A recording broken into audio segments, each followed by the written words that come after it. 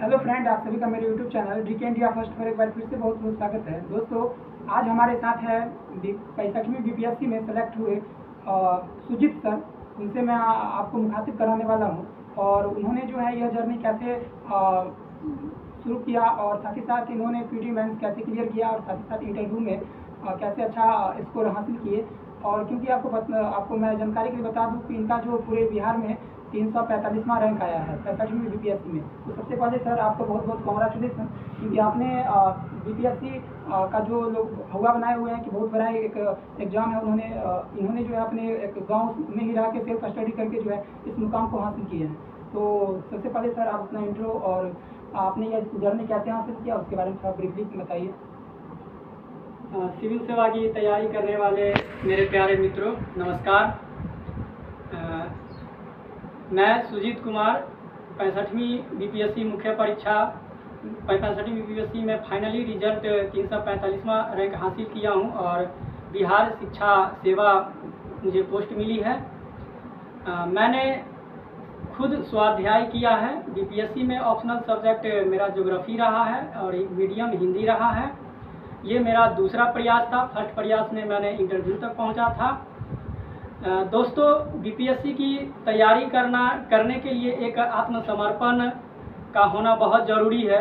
जिद्दी बनना पड़ेगा और साथ ही साथ इसके 3 चरण होते हैं। इनको बारीकी से अध्ययन करके एक स्ट्रेटजी बना करके और उसके सिलेबस के अनुसार पढ़ाई करने की ज़रूरत होगी। और इसके लिए मैंने तो सोशल मीडिया का भी सहारा लिया है और खुद स्वाध्याय करके कई सारे मटेरियल्स को पढ़ा है। तो मैं बताना चाहता हूँ, बीपीएससी के 3 स्तरों पे एग्ज़ाम होती है: प्रारंभिक परीक्षा, मुख्य परीक्षा और इंटरव्यू। प्रारंभिक परीक्षा के लिए मैंने सिलेबस के अनुसार मैंने एक सिलेबस खरीदा और दूसरा क्वेश्चन बैंक खरीदा। फिर सिलेबस के अनुसार मैंने यह बारीकी से अध्ययन किया कि कौन से सब्जेक्ट से ज़्यादा प्रश्न पूछे जाते हैं। जैसे हिस्ट्री से सबसे ज़्यादा प्रश्न पूछे जाते हैं, लगभग 35 से 40 प्रश्न रहते हैं। दूसरा बड़ा सेक्टर है साइंस, जिससे लगभग 25 से 30 प्रश्न पूछे जाते हैं। तीसरा सेक्टर है करंट अफेयर्स, जिसके लिए लगभग 30 से 35 या 36 प्रश्न बीपीएससी में रहता है। इसके अलावा बिहार स्पेशल है, लगभग ज्योग्राफी से भी 10 से 15 प्रश्न रहते हैं। पॉलिटी और इकोनॉमिक सेक्शन से लगभग 8 से 10 प्रश्न रहते हैं। तो मैंने पीटी के लिए एक स्ट्रेटजी बना करके और गहन अध्ययन करना प्रारंभ किया, जिसमें मैंने हिस्ट्री के लिए एनसीईआरटी बुक क्लास 11th और 12th का अध्ययन किया।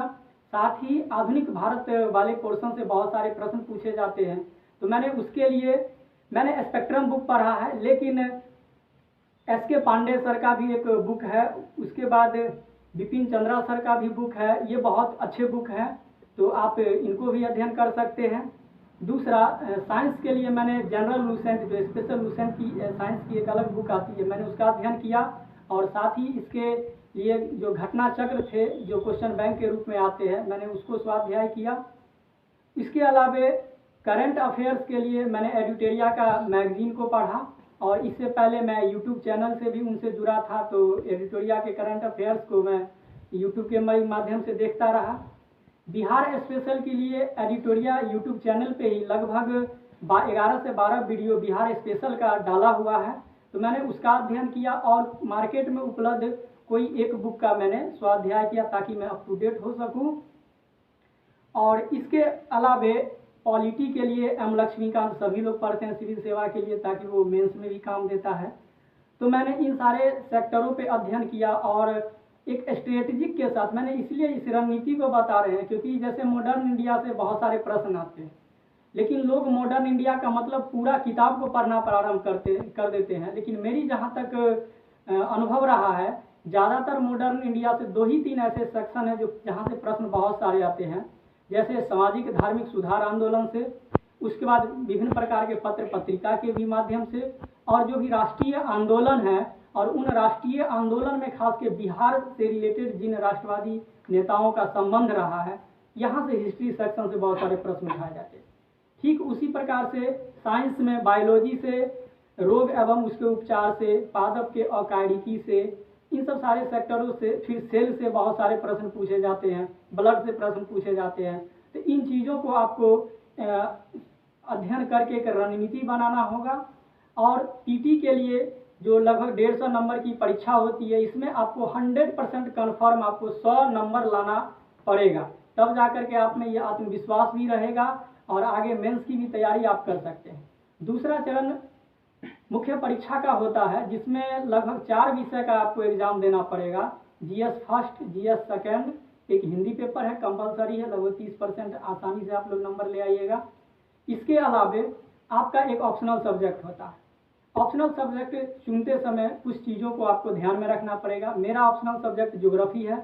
मैंने ग्रेजुएशन और पोस्ट ग्रेजुएशन केमिस्ट्री विषय से किया है, लेकिन मैंने केमिस्ट्री विषय के लिए पर्याप्त मटेरियल या मार्गदर्शन का अभाव रहा था, और ज्योग्राफी को जब मैंने पढ़ा तो एक साइंटिफिक विषय लगा, इसलिए मैंने, और मार्गदर्शन भी मिला, इसलिए मैंने ज्योग्राफी विषय का चयन किया था। तो इसमें ये है। और फिर जीएस 1 और 2 में भी कई सेक्शनों में बांटा हुआ है। इसके कई लेक्चर विभिन्न यूट्यूब के भी माध्यम से यूट्यूब पे भी दिया हुआ है, कई सारे मटेरियल भी आपको मार्केट में उपलब्ध है। रही बात अब लास्ट तीसरा चरण इंटरव्यू का है, 120 नंबर, ये बहुत बड़ा रोल निभाता है। आपका फाइनल रिजल्ट मेंस और इंटरव्यू दोनों मिला के देता है।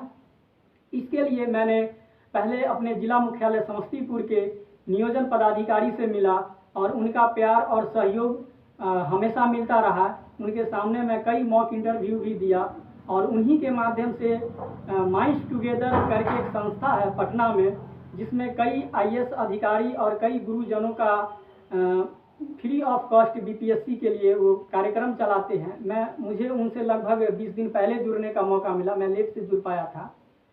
लेकिन मुझे उस इंटरव्यू में लगभग 3 मौका मिला था, और कई चीज़ों पे वहाँ पे सुधारने की प्रयास की गई थी, और फाइनली मेरा इंटरव्यू अच्छा रहा, और लास्टली ओवरऑल 345वां रैंक आया है। और मेरा जो चॉइस का जॉब था बिहार शिक्षा सेवा, हमें ये मिली है। बहुत बहुत धन्यवाद।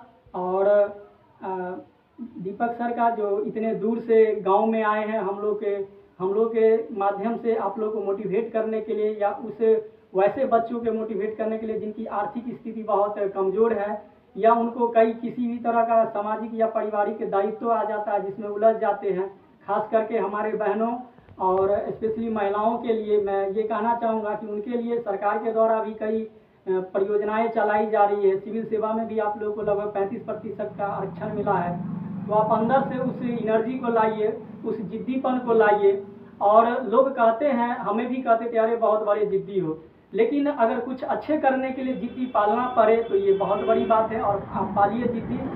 बहुत बहुत धन्यवाद आप लोग का। जी, सुजीत सर ने आपको पीटी मेंस और इंटरव्यू की पूरा स्ट्रेटेजी जो आपने शेयर की है, तो मैं इनसे जानना चाहूँगा कि आपने जो ऑप्शनल आपका सब्जेक्ट ऑप्शनल क्या था? ज्योग्राफी। जी, तो ज्योग्राफी जो है आपने किस आधार पर चुना, और ज्योग्राफी का आपका क्या स्ट्रेटेजी रहा? सबसे पहले ज्योग्राफी के लिए मैंने एनसीईआरटी क्लास 6 से 12th तक अध्ययन किया। इसमें हमें कुछ बेसिक चीज़ों को समझ में आ, चूँकि मेरा साइंस बैकग्राउंड था तो मैं ज्योग्राफी के कई चीज़ों को समझने का प्रयास किया, और मुझे आसानी से उस विषय वस्तु को भी समझ में आ गया। दूसरा, मैंने प्रारंभिक परीक्षा के जो ज्योग्राफी का क्वेश्चन बैंक है, मार्केट में हर एक सब्जेक्ट का उपलब्ध है, मैंने उसको मंगाया और उसके बारीकी से सारे प्रश्नों को अध्ययन किया, और मुझे लगा जो इन सारे प्रश्नों पे अगर सही से वर्क किया जाए तो अच्छे मार्क्स आ सकते हैं। और साथ ही ज्योग्राफी के लिए यूट्यूब में एक एमरुनाल सर का वीडियो है, जिसपे राजधानी सोलंकी मैम का 55 वीडियो डाला हुआ है फिजिकल ज्योग्राफी के लिए, मैंने उसका अध्ययन किया है। और मानव भूगोल के लिए माजिद हुसैन सर का बुक का अध्ययन किया है, और साथ ही कुछ अन्य चीज़ों को मैंने खुद से आंसर राइटिंग के फॉर्म में उसको तैयार किया। जी, सर ने आपको ऑप्शनल की जो स्ट्रेटेजी है वो भी शेयर की है। और सर से मैं जानना चाहूँगा कि आजकल जो है, जैसे कि कुछ दिन पहले यूपीएससी का रिजल्ट आया सर, तो बहुत सारे लोग उसमें प्रश्न कर रहे थे कि इस बार हिंदी मीडियम का सिलेक्शन बहुत ही कम हुआ, और बीपीएससी में भी ऐसा लोग प्रश्न पूछते हैं कि क्या हिंदी मीडियम का सिलेक्शन कम होता है, क्या उनका रैंक अच्छा नहीं आ पाता है? तो हिंदी मीडियम के बारे में आप क्या कहना चाहेंगे? इंग्लिश मीडियम बेहतर है, हिंदी मीडियम, किस मीडियम में जो है मैथ्स सीखना बेहतर रहेगा?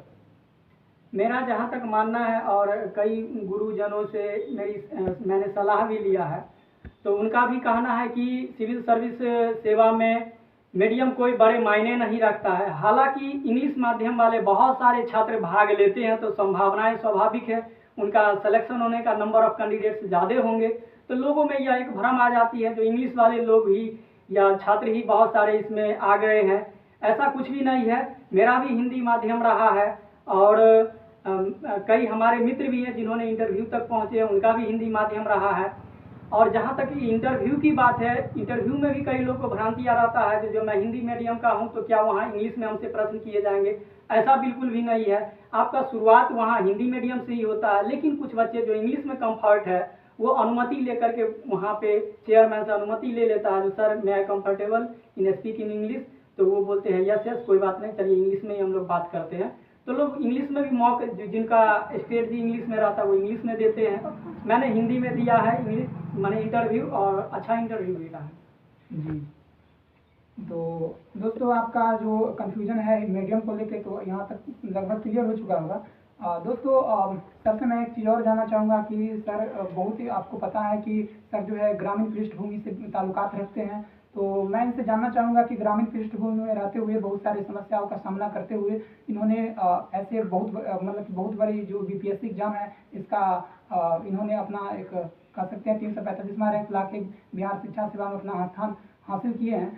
तो सर से मैं जानना चाहूँगा कि जो ग्रामीण पृष्ठभूमि से रहने ताल्लुकात रखने वाले जो अभ्यर्थी हैं, जो स्टूडेंट्स हैं, उनका भी तमन्ना होता है, उनका भी सपना होता है कि वो बीपीएससी जैसे एग्जाम क्लियर करे, तो उनके लिए आप सर क्या सजेशन देना चाहेंगे? सबसे पहले कॉल काट दे। सबसे पहले तो मैं उन छात्रों को या उन प्यारे मित्रों को ये कहना चाहूँगा कि अच्छे कर्म कीजिए और अच्छे कर्म का फल भी मीठा होता है। हमारे गीता पुराण रामायण में भी कर्म की भी बात की गई है, लेकिन कई लोग या समाज के लोग या कई ऐसे भी लोग हैं जिन्होंने जो भाग्य पर हमेशा मानते हैं, अरे तुम्हारा भाग्य इतना अच्छा था इसलिए तुम अधिकारी बन गया, या तुम्हारा भाग्य इतना खराब है जो तुम्हारा रिजल्ट नहीं हो रहा। तो मेरा ये मानना है जो आप कर्म पे विश्वास कीजिए, भाग्य पे विश्वास नहीं कीजिए। और रही बात ग्रामीण पृष्ठभूमि की, तो मैं भी ग्रामीण पृष्ठभूमि से एक मजदूर का बेटा हूँ और मेरी भी आर्थिक स्थिति अच्छी नहीं थी। मैंने ट्यूशन कोचिंग पढ़ा करके जो भी हमारे मैगजीन मटेरियल की आवश्यकताएं थी मैंने उस चीज़ को पूर्ति किया है। और जब मैंने इंटरव्यू के लिए कई पदाधिकारियों से मिला तो मैं उनको जब यह बात बताया जो मैंने स्वाध्याय करके एक ग्रामीण पृष्ठभूमि से आपके समक्ष मौजूद है और आपका कुछ मार्गदर्शन की ज़रूरत है, तो उन लोगों में एक अलग उत्साह था कि अरे कितने अच्छे हैं आप लोग ग्रामीण पृष्ठभूमि से, और वो भी सेल्फ स्टडी करके मेहनत करके यहाँ तक पहुँचे। और कई छात्र तो हमारे दिल्ली में पटना में लाखों रुपया खर्च करके अभी बैठे पड़े हैं, उम्र उनका लगभग 40 साल 45 साल हो गया। आप लोगों में जरूर टैलेंट है और गांव से आए हैं, तो गांव वाले बच्चे को हर एक अधिकारी का एक सपना रहता है। जो हम शहर के लोगों को तो एक दूसरे को सब सपोर्ट करते ही हैं, लेकिन गांव के लोगों को सपोर्ट करने का हर एक व्यक्ति का, चाहे गांव के ही कुछ वरिष्ठ लोग हैं उनका भी सपना होता है जो मैं उनको आगे बढ़ाने का प्रयास करूं।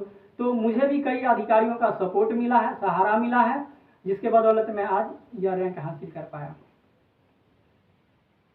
सर ने आपको बता दिया कि ग्रामीण पृष्ठभूमि से ताल्लुकात रखने के उपरांत भी इन्होंने बीपीएससी जैसे एग्जाम को क्लियर किया।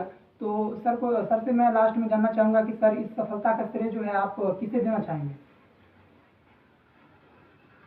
इस सफलता का श्रेय सबसे पहले अपने माता पिता को, गुरुजनों को और साथ ही सहयोगी मित्रों को भी देना चाहूँगा, क्योंकि इन सभी लोगों के सहयोग से ही मेरा जो स्ट्रेटजी था मैं उस स्ट्रेटजी को अपने लक्ष्य को प्राप्त करने में मुकाम हासिल किया हूँ। तो इन लोगों को एक बार दिल से बधाई, नमस्कार जी। आप सबका बहुत बहुत धन्यवाद। आपने इस वीडियो को पूरा वॉच कीजिए, इस वीडियो को शेयर कर डालिए और चैनल से नए जुड़े हैं दोस्तों चैनल को सब्सक्राइब कर दीजिए इसी तरीके के स्ट्रेटेजी और नए अपडेट्स के लिए। आज के लिए बस इतना है, तब तक के लिए धन्यवाद, नमस्कार।